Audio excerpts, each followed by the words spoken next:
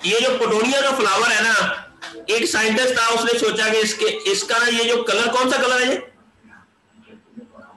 Purple. अच्छा, वो चाह रहा था कलर है एक्चुअली ये पर्पल एक पिगमेंट है। अच्छा, ये पिगमेंट जिसकी वजह से पर्पल कलर आता है। अब ये पिगमेंट बनते कैसे हैं? ये कुछ एंजाइम्स होते हैं जो कि बायोकेमिकल रिएक्शंस के अंदर हिस्सा लेते हैं, जिसकी की वजह से एक स्पेसिफिक वेवलेंथ के ना मॉलिक्यूल बनते हैं। ठीक है, वो कहानी आपने पढ़ी होगी कि लाइट ऑब्जॉर्ब, कुछ जब हम लाइट किसी सरफेस पे पड़ती है, कुछ भी जो कलर आता है कि वो लाइट वो कलर ऑब्जॉर्ब कर लेती है, बाकी सारी को डिस्ट्रैक्ट कर देती है, या जो भी इस तरह की कहानी आप लोगों ने पढ़ी होगी, रदरफोर्ड एटॉमिक मॉडल, ये वो लाइट के विजिबल लाइट होती है, इंफ्रारेड होती है, एक वो इसी वजह से इसका कलर आता है। ठीक है, वो मॉलिक्यूल प्रोड्यूस होते हैं जो स्पेसिफिक उस वेवलेंथ के होते हैं, बट क्या विजिबल लाइट के अंदर 7 कलर होते हैं। आप प्रिज्म के अंदर देखें तो 7 वो कलर होते हैं। ठीक है, जो कलर लाइट के अंदर 7 कलर होते हैं, लेकिन हम उनको 7 डिफरेंट, अगर हम प्रिज्म में से निकालें उसको 7 डिफरेंट कलर के अंदर कन्वर्ट कर सकते हैं। सिमिलरली ये जो कलर है ना, इसका कलर वो एक पिगमेंट की वजह से होता है, जो कि लाइट धारा में जो नजर आता है। आज वो एक एंजाइम है। एंजाइम कैसे प्रोड्यूस होते हैं? वो जीन की ट्रांसलेशन से। जीन से मैसेंजर आरएनए बनता है, प्रोटीन बनती है, वो प्रोटीन एंजाइम में कन्वर्ट हो जाते हैं। इसने कहा कि एक एंजाइम है जो पर्पल कलर ये प्रोड्यूस कर रहा है, या वो जीन है जो पर्पल कलर प्रोड्यूस कर रहा है। उसने ना एक और कॉपी ली जीन की, उसे उसी जीन की, ताकि ना वो जीन और एंजाइम और प्रोड्यूस हो और पर्पल कलर बने। मेरी बात की समझ आ रही है? जी सर, ये पिगमेंट प्रोड्यूसिंग जीन को उसने ज्यादा किया। एक कॉपी और उसकी क्लोन कर दी, एक और ऐड कर दी पोटोनिया के अंदर जेनेटिक इंजीनियरिंग के थ्रू। अच्छा, तो वो एक्चुअली ये चाह रहा था कि पर्पल कलर और डार्क पर्पल हो जाए। Theoretically he was thinking about that, लेकिन प्रैक्टिकली क्या हुआ, ये और कम हो गया, सारा कलर ही खत्म हो गया। अब उसने साइलेंस हो गया पूरी तरह से। मैंने जीन जो ऐड किया है ना, उसने अंदर वाले जीन को जाकर भी ब्लॉक कर दिया, जी सर, जिसकी वजह से वो पर्पल कलर का एंजाइम प्रोड्यूस नहीं हो रहा और पिगमेंट गायब हो गया। उसने इस प्रोसेस को कहा को सुप्रेशन, जैसा को एजुकेशन नहीं होती। जी सर, ठीक है, लेकिन उसको ये नहीं पता था ये हुआ क्या। उसको ये पता था भी कलर गायब हो गया, लेकिन कलर गायब हुआ कैसे है, क्या वजह उसके पीछे, भी अंदर मॉलिक्यूलर मैकेनिज्म कौन सा हुआ है अंदर के अंदर जाके। उसको सिर्फ ये कह दिया कि मुझे लगता है कि दोनों जीन आपस में ब्लॉक हो गए, लेकिन ये साइलेंस हो गए, ये हुए कैसे ये नहीं पता था उसको। ठीक है, यही वो आपकी बात है कि 6 जीन अगर मे बी दोनों जीन एक्सप्रेस हुए, जीन एक्सप्रेशन हाई हुआ तो उसके अगेंस्ट ठीक है ओवर एक्सप्रेस हो गए, और प्रैक्टिकली उसको ना इस तरह की भी कुछ मिले प्लांट, पोटोनिया के कलर शेड। इट मीन जहां पर जीन एक्सप्रेस हो रहा है यहां नहीं है। यानी एक्सपेरिमेंट के बाद ये डबल कलर वगैरह ये आए। हाँ, कुछ के अंदर तो बिल्कुल ही गायब हो गया ना कलर, कुछ के अंदर फिर। जी सर, इट मीन वो जीन कहीं एक्सप्रेस हुआ, कहीं माइक्रो आरएनए ज्यादा बने या ना बने। तो इस प्रोसेस को फिर उसने कहा, फिर 1998 में इसी तरह का एक एक्सपेरिमेंट ना नीमाटोड के अंदर एक बंदे ने किया, उसने भी जीन ऐड किया। तो एक जो नीमाटोड था ना उसकी भी फिनोटाइप चेंज हो गई। फर्स्ट के एक उसकी ना वो जो थी ना फिनोटाइप, वो थी कि वो जो नीमाटोड है ना वो जिगजैग में मूव करता था, नहीं सच ऐसे वेव की शक्ल में मूवमेंट थी उसकी। ये जो मैं इस तरह वेव नहीं होती जिस ये जो जी सर। अच्छा लेकिन जब उसने उस जीन की एक कॉपी, उसको पता लगा कि ये जीन है जो कि इसको हेल्प करता है मूवमेंट में ऐसे जिगजैग ऊपर नीचे, लेकिन जब उसने उस जीन की एग्जैक्ट एक और कॉपी ऐड की तो उसकी जो है ना मूवमेंट स्ट्रेट हो गई। लगी समझ?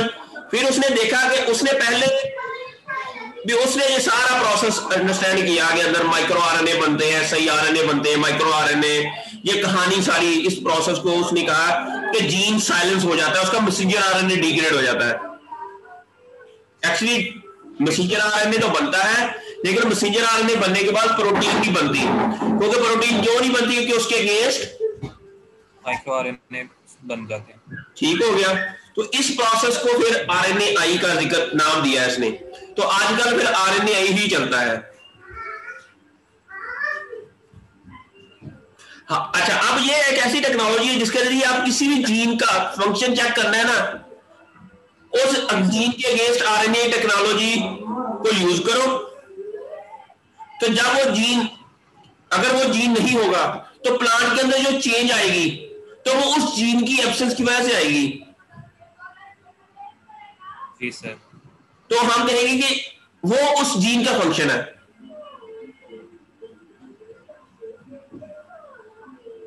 मेरी बात की समझ आ गई?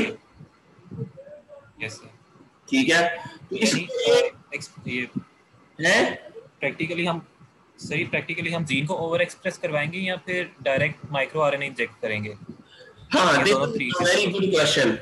हम ना डायरेक्ट माइक्रो आरएनए एक्सप्रेस कराते हैं in case of mammals, in case of animal cells, ठीक है। लेकिन प्लांट्स के अंदर ऐसा नहीं होता डायरेक्ट हम माइक्रो आरएनए, क्योंकि इसका सेल वॉल बहुत बड़ा बैरियर है, हम ना ये इंजेक्ट नहीं कर सकते।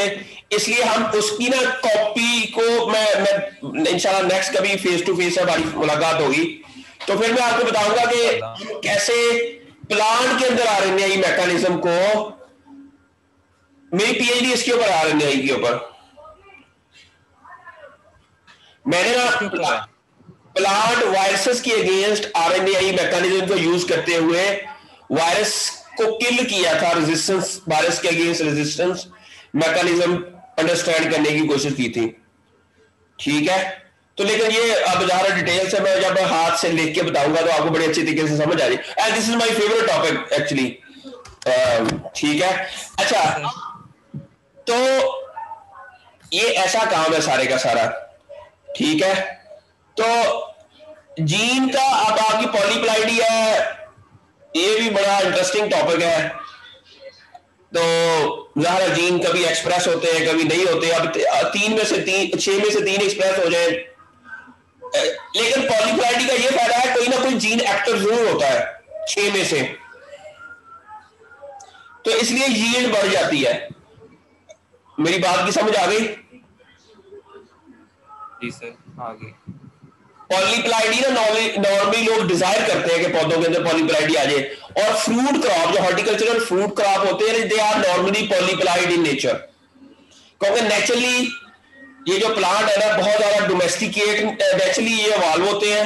ये नेचुरल प्रोसेस भी है कि क्रोमोसोम की डबलिंग हो जाती है, डबलिंग होने के बाद समटाइम मियोसिस के अंदर एरर आता है, तो डबलिंग होने के बाद पॉलन ग्रेन जो है ना वो 2n ही रह जाता है समटाइम, और जब पॉलन ग्रेन 2n का रह जाता है तो वो जब वो एग के साथ फर्टिलाइज करता है तो समटाइम 3n भी बन जाता है, कभी 2 सेल्स आपस में फर्टिलाइज करके, तो इस तरह करके ना नेचुरल मैकेनिज्म भी है कि समटाइम पॉलीप्लाइडी जो है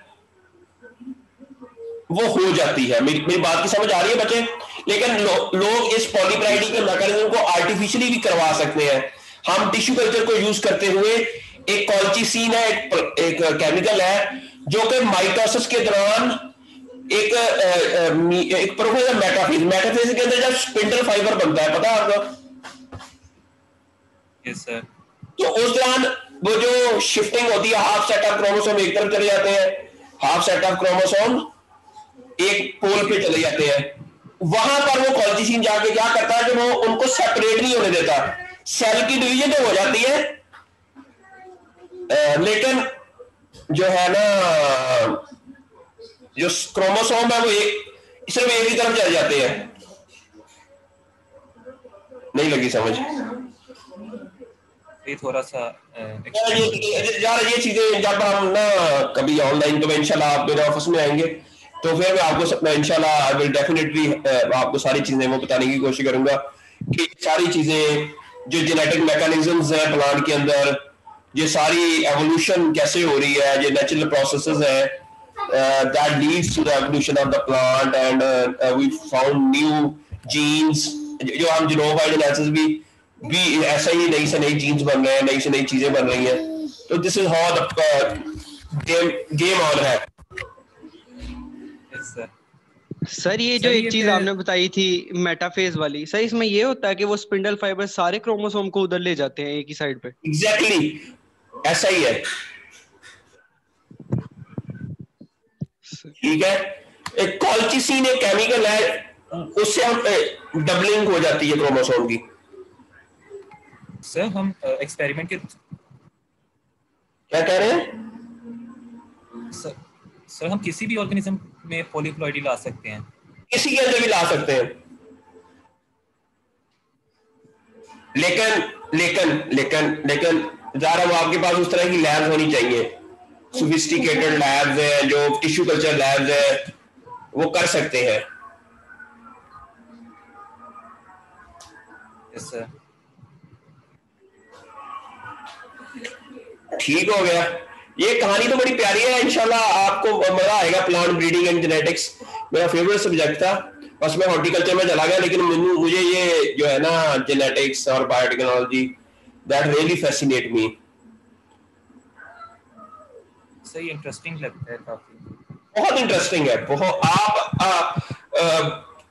diversity, geographic distribution, genome wide analysis, ये चीजें ऐसी हैं जो कि इंसान को वाकई मजबूर करती है। आप ये देखो ना, अब एनपीआर जीन जो है, ये देखो ना भी अल्लाह ताला की चीजें कैसे ये इवॉल्व हुई है, या नेचुरल एवोल्यूशन प्रोसेस कैसे हुआ, जो आज की दुनिया है इससे पिछली दुनिया में प्लांट्स या एनिमल्स या ये सारी चीजें कैसे पुराने वक्तों में कैसे थे, ये चीजें हम कैसे खूबसूरत टूल्स के साथ उन सारे नेचुरल प्रोसेसेस को अंडरस्टैंड करने की कोशिश करते हैं, जो कि हम वैसे नहीं कर सकते।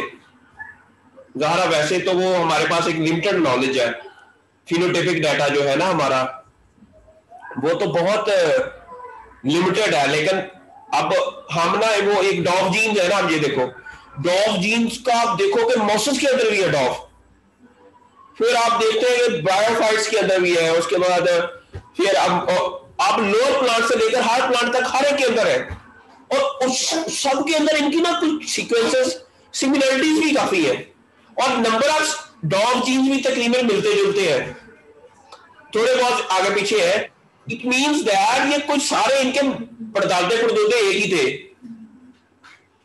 यस सर, ये कंजर्व्ड रही है सब में, है सब में कंजर्व्ड रही है। इट मीन कोई ना कोई तो इनका पड़दादा था ना, जिससे ये सारे के सारे पौधे बने हैं। लेकिन आपको जो कुरानिक पॉइंट ऑफ व्यू है, जो अल्लाह ताला का भी, अल्लाह ताला ने यार हम तो इसके ऊपर बिलीव करते हैं कि सारी चीजें अल्लाह ने बनाई हैं, ठीक है। अब एक दो ही लड़ाइयां पूरी दुनिया में, आप इंटरनेट पे अक्सर क्रिएशन वर्सेस एवोल्यूशन की ना डिबेट सुना है, यूट्यूब पे आपको बड़ी वीडियो मिल जाएगी कि जो क्रिएशनिस्ट ज़ाहिर है वो नॉर्मली रिलीजियस लोग हैं जितनी दुनिया के, उनमें क्रिश्चियन भी है, उसमें जिस सारे वो ज़ाहिर है वो जो पुरानी आयात है या हॉली बुक्स है वो उनको फॉलो करते हैं, उनके मुताबिक वो कहते हैं कि हर चीज अल्लाह मियां ने, ज़ाहिर हमारा भी यही बिलीव है कि हर चीज अल्लाह मियां ने बनाई है। लेकिन एवोल्यूशनरी बायोलॉजिस्ट ये कहते हैं कि भी एक चीज पहले बनी बैक्टीरिया से वो प्रोटिस्ट बने, प्रोटिस्ट थे, फिर ये एवोल्यूशनरी प्रोसेसेस, एवोल्यूशन होती गई, एवोल्यूशन होती गई उनमें, एवोल्यूशन होती गई, ठीक है। लेकिन मेरे लिहाज से तो ज़ाहिर अब अल्लाह मियां ने इसी फॉर्म में अब ये देखो डॉफ के मुताबिक तो यही लग रहा है कि कहीं ये पीछे से एक ही थे, लेकिन अब अल्लाह मियाँ की कुदरत तो है ना, कुन फयकुन, अल्लाह जो कहता है वो हो जाता है। अल्लाह मियाँ ने शायद सबके अंदर डॉफ डाल दिया हो, सब इकट्ठा ही बनाया हो। मेरी बात की समझ आएगी आपको? जी सर, हर चीज के पीछे साइंस ही होती है ना। हाँ साइंस तो है ना, जरा अल्लाह मियाँ ने कोई ऑर्गेनाइज चीजें पैदा की है, ठीक है। जी सर। तो अब ये एवोल्यूशन तो आप देख रहे हो कि आप डेली एवोल्यूशनरी प्रोसेस तो हो रहा है, मेरे एवोल्यूशनरी प्रोसेस भी अल्लाह मियाँ की मर्जी से ही हो रहा है। जी सर।